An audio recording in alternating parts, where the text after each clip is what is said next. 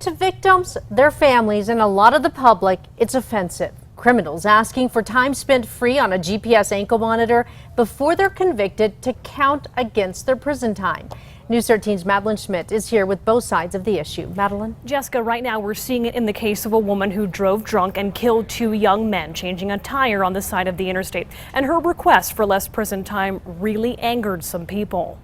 Before she was convicted of homicide by vehicle and DWI, Christy Noriega spent nearly 6 months on a GPS ankle monitor, free to roam 3 New Mexico counties. Now, her attorney wants those 176 days credited toward her prison sentence.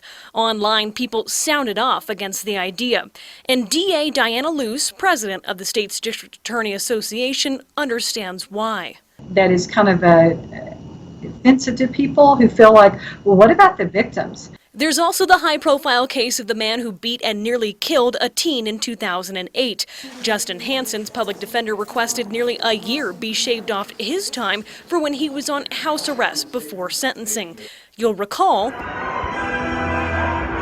Hansen was allowed to attend an Isotopes game wearing his ankle monitor.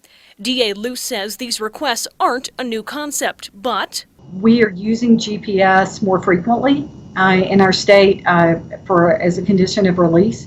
And so I think that we're probably going to see more of these motions. Luce says case law has determined house arrest, which is much more strict than just GPS monitoring, is considered confinement.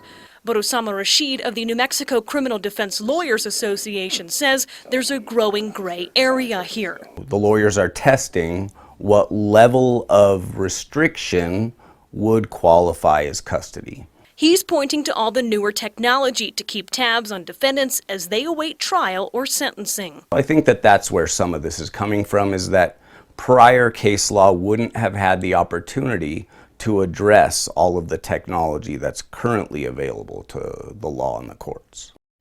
Both the DA Association and the Criminal Defense Lawyers Association agree there's a good possibility that the case law and the definition of confinement could change as more of these motions are filed. Jessica, back to you. All right, thank you, Madeline. A judge has not yet ruled on the Noriega case. In the Hansen case, the motion was denied, but he's appealing it.